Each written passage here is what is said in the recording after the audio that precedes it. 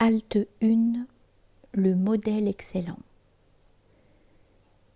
Il a dit qu'il soit exalté.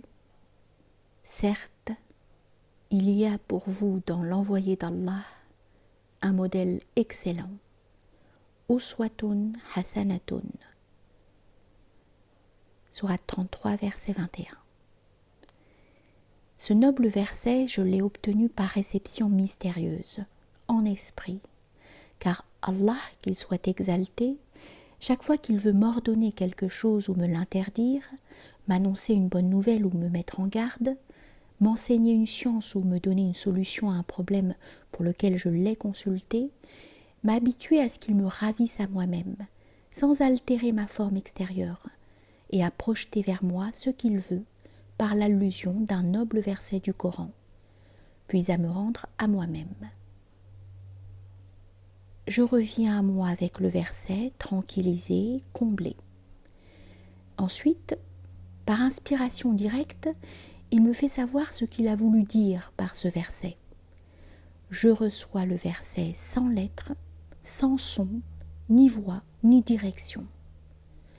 Par grâce d'Allah, qu'il soit exalté, j'ai déjà reçu environ la moitié du Coran par cette voie, et j'espère que par sa générosité, je ne mourrai pas avant que le Coran ne soit descendu en entier en moi de cette manière.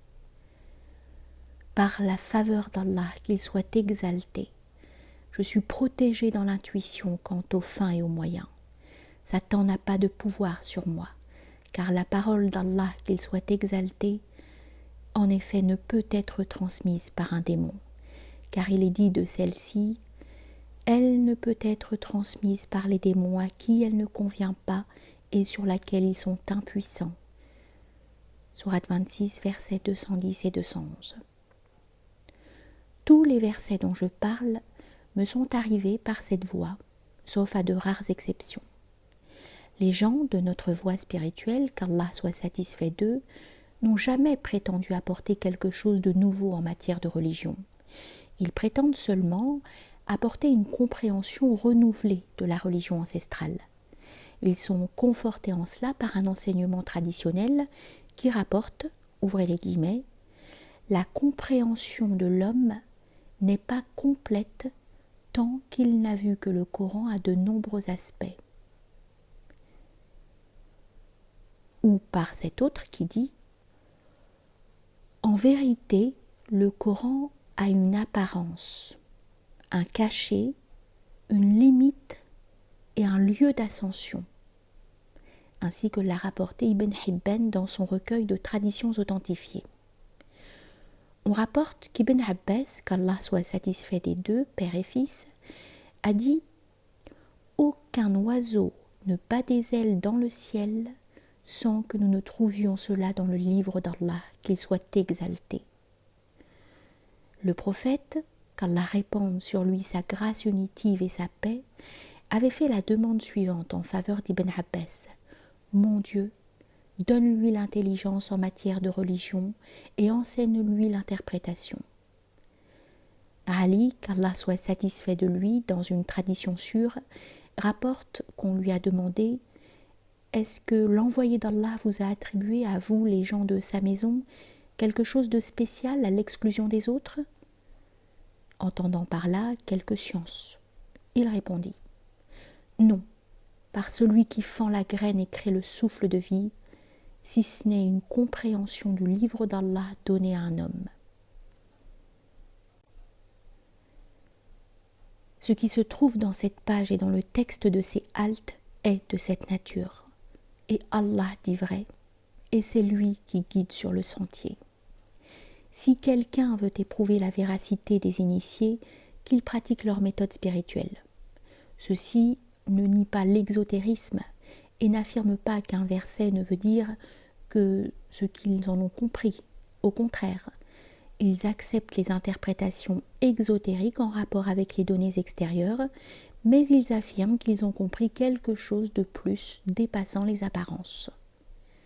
Il est connu que la parole de Dieu est adéquate à sa science et que cette dernière embrasse tout. Elle concerne donc le nécessaire, le possible, et l'impossible. Ce que veut dire Allah, qu'il soit exalté, par un verset, n'est donc pas loin d'être tout ce que les exotéristes et les osétéristes comprennent, avec en plus ce qu'ils ne comprennent pas. C'est pourquoi tu verras toujours quelqu'un à qui Allah a ouvert la vue intérieure et illuminé le secret de l'âme, tirer d'un verset ou d'une tradition prophétique un sens que personne avant lui n'avait découvert. Il en sera ainsi jusqu'à l'arrivée de l'heure finale.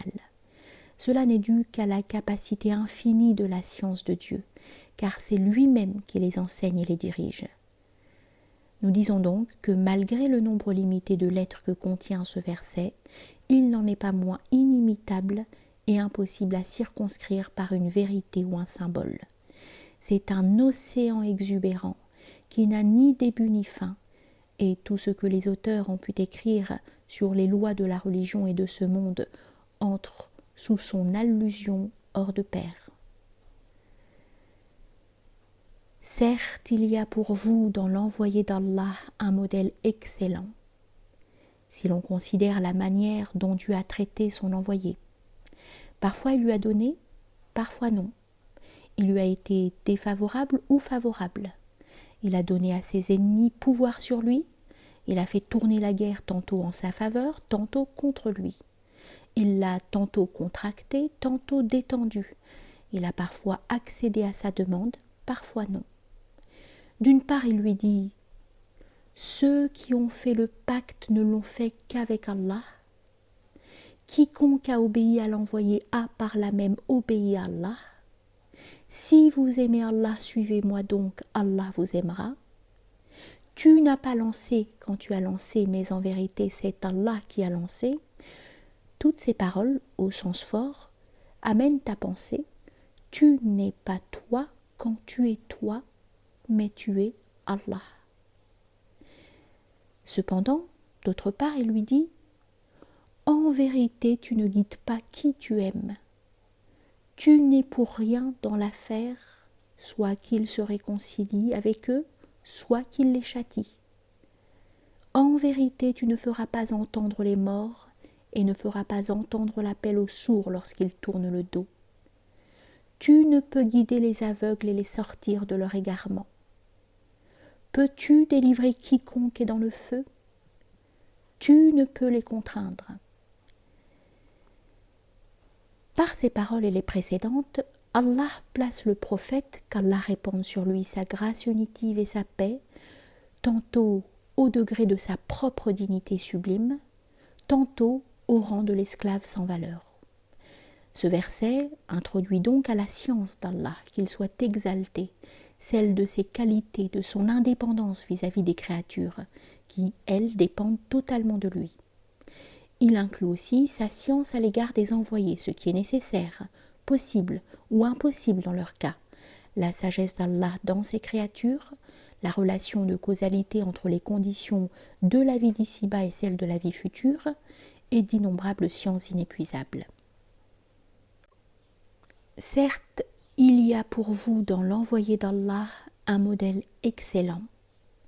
Si l'on considère son comportement envers son Seigneur, dans la réalisation de la servitude, l'exécution des devoirs envers la seigneurie, la pauvreté vis-à-vis de lui, dans sa confiance totale en ce qu'il exige de lui, sa résignation devant sa contrainte, sa satisfaction face à son décret éternel, son remerciement pour ses grâces et sa patience face à son épreuve. Le verset ainsi compris comporte l'ensemble des sciences de la loi, des pratiques adoratives, des règles de vie, de tout ce qui peut sauver l'âme ou au contraire la perdre. Il s'agit là de connaissances innombrables, sans limite. Certes, il y a pour vous dans l'envoyé d'Allah un modèle excellent si l'on considère le comportement des créatures à son égard. Elles attestèrent de sa véracité ou le traitèrent de menteur, l'aimèrent ou le détestèrent, lui portèrent préjudice en parole et en acte, lui firent subir les pires désagréments, sauf la mort. Son noble visage fut blessé, sa dent brisée. Les factions se coalisèrent contre lui. Le proche le trahit. cela ne le rendit que plus clairvoyant dans les choses et eut pour effet de raffermir son état intérieur. Le verset ainsi compris comporte la science des vertus du prophète, ses enseignements, ceux des autres prophètes, sur eux la paix, et des connaissants d'Allah, qu'ils soient exaltés, et de ceux qu'ils eurent à subir des dénégateurs. Cette science n'a ni restriction ni limite. Certes, il y a pour vous dans l'envoyé d'Allah un modèle excellent, si l'on considère son comportement à l'égard des créatures, l'amour qu'il leur porte, le bien qu'il désire pour elles, au point que son Seigneur lui a dit dans le Coran « Peut-être tourmenteras-tu ton âme parce qu'il ne croit pas ». Il faut prendre pour modèle aussi sa patience à l'égard des gens, le fait qu'il voyait la face de Dieu en eux. Ils étaient injustes envers lui, mais il leur pardonnait. Il le privait et lui au contraire leur donnait. Il le traitait d'ignorant et il le supportait. Il rompait les relations avec lui et il les rétablissait. Il invoquait ainsi « Mon Dieu, pardonne à ceux de mon peuple car ils ne savent pas ». Il rendait le bien pour le mal. À tout désagrément, il répondait par l'agrément contraire, s'imprégnant des caractères divins et réalisant en lui les noms de miséricorde, car il n'y a pas plus patient que Dieu face à l'insulte. Le verset ainsi compris concerne le perfectionnement des caractères nobles et des vertus innées, les sciences régissant tant le spirituel que le temporel. Par ces connaissances qui ne peuvent ni être transcrites par les plumes, ni gérées par les conjectures, l'harmonie et la structure du monde sont préservées en vue de la félicité des êtres qu'il contient. Le novice dans la voie, et même le connaissant avancé, doivent prendre ce verset comme orientation, comme qibla, où qu'il se trouve, et l'avoir toujours présent à la conscience. Nul de leurs états n'échappe aux 4 situations déterminées par les façons de concevoir ce verset. Ce dernier est une image de la voie droite, sur laquelle Satan se poste pour éprouver le fils d'Adam, comme il l'a juré. Certes, je m'embusquerai pour eux sur ta voie droite, et je les aborderai par devant, par derrière, par leur droite et leur gauche, et tu ne trouveras pas la majorité d'entre eux reconnaissants. Quiconque prend appui sur les indications de ce verset est sans aucun doute d'entre ces reconnaissants remerciants, et les puissances sataniques n'ont aucun pouvoir sur lui.